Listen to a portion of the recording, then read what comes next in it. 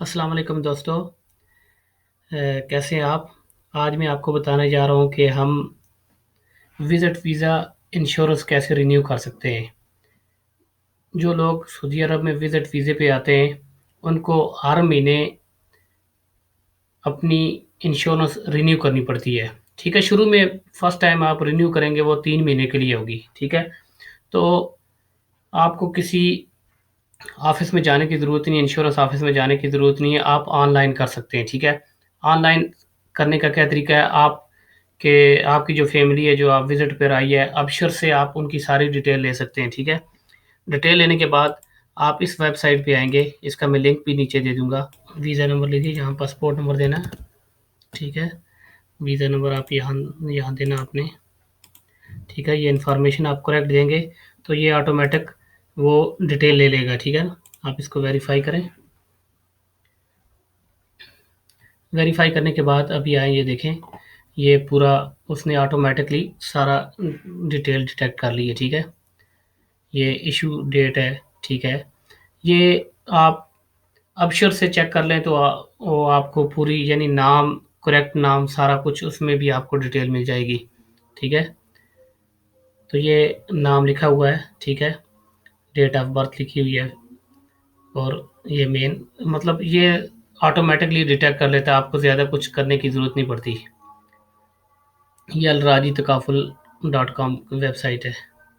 ठीक है? क्लिक करें।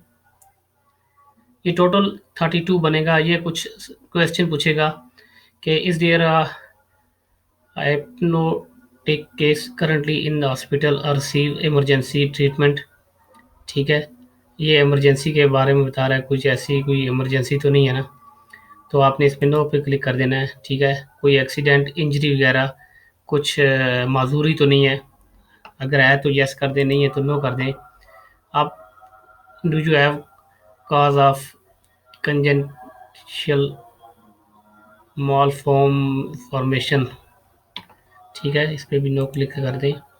Is there an existing pregnancy, अगर प्रेगनेंसी है तो लिख दें। ये मतलब येस करेंगे। येस करने के बाद आपको नीचे वो फिर वो डिटेल देनी पड़ेगी कितने महीने की है। ठीक है? अगर नहीं है प्रेगनेंसी, आप इसको नो नो क्लिक कर दें। ठीक है? और ये लिखा हुआ number of months of pregnancy, वो यहाँ फिर आप जब आप येस करेंगे तो टाइप करना पड़ता है। इसको प्रोसीड कर दें।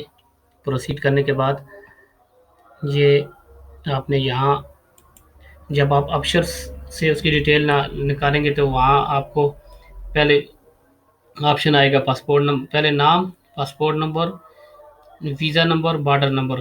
तो आपने ये बॉर्डर नंबर देना है यहाँ पे।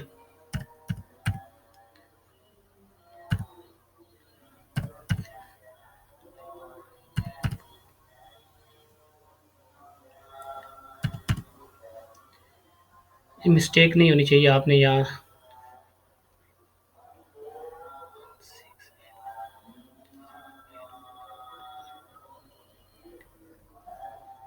वीज़ा एक्सटेंड पीरियड, यहाँ आपने 3 मंथ ही लिखना है। ठीक है? और policy effective date, visa expiry date आप ऑप्शन में चेक कर लें।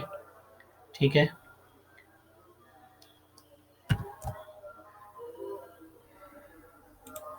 27, ठीक है, जनवरी। और यहाँ आप ईमेल लिख लें आप।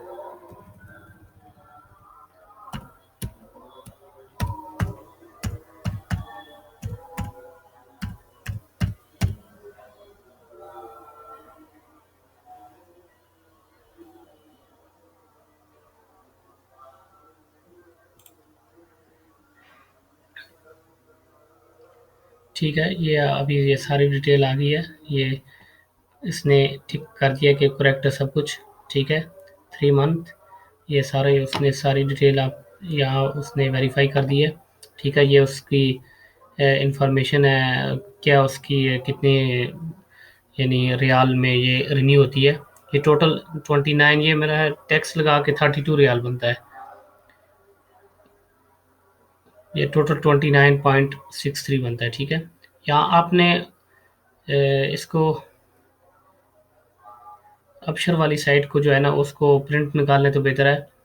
आप अपशर वाली साइट को ओपन करें, MOI.gov.sa मिनिस्ट्री ऑफ इंटीरियर की वेबसाइट है। इसको ओपन करने के बाद आप अगर लैंग्वेज चेंज करना चाहते हैं तो इसको इंग्लिश में कर लें। इंग्लिश में करने के बाद आपने यहाँ अपनी आईडी देनी है, लॉग इन टू अपशर, ठीक है। इंडिविजुअल पे क्लिक करें। इंडिविजुअल पे क्लिक करने के बाद इसको इंग्लिश कर लें आप, ठीक है। मैंने ऑलरेडी मेरी आईडी इसमें सेव है 8161। लॉगिन करें। लॉगिन करने के बाद आपको मोबाइल पे एक कोड रिसीव होगा,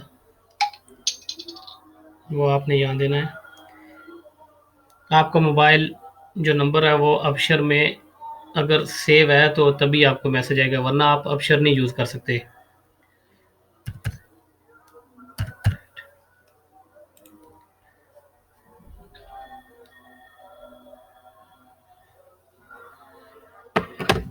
क्लिक करने के बाद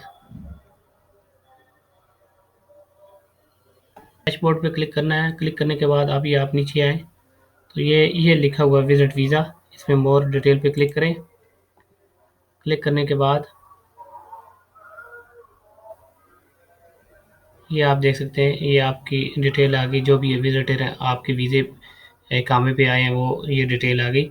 अभी आपने इसको प्रिंट कर लेना है, क्योंकि ये इसको आप कॉपी कर लें।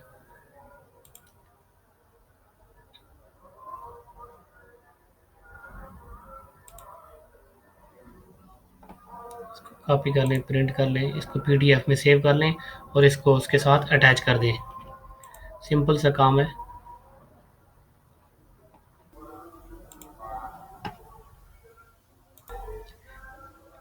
ये आप सारी डिटेल देख सकते हैं, ठीक है। और आपने जो उसको प्रिंट किया है उसको आपने यहाँ चूज़ फाइल करना है, ठीक है।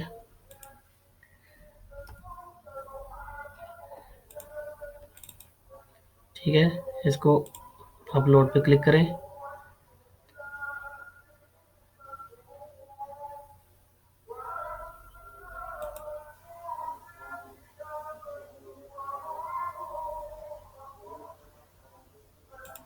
ये देख सकते हैं आपका print PDF documents upload successfully. अगर आपके कार्ड एसटीसी पे का क्रेडिट कार्ड है तो क्रेडिट कार्ड क्लिक करें। सद्दात करें तो सद्दात पे आप एटीएम के थ्रू आप पेमेंट कर सकते हैं। ओके, इसको करने के बाद इसको एग्री करें और परचेज पॉलिसी पे क्लिक करें।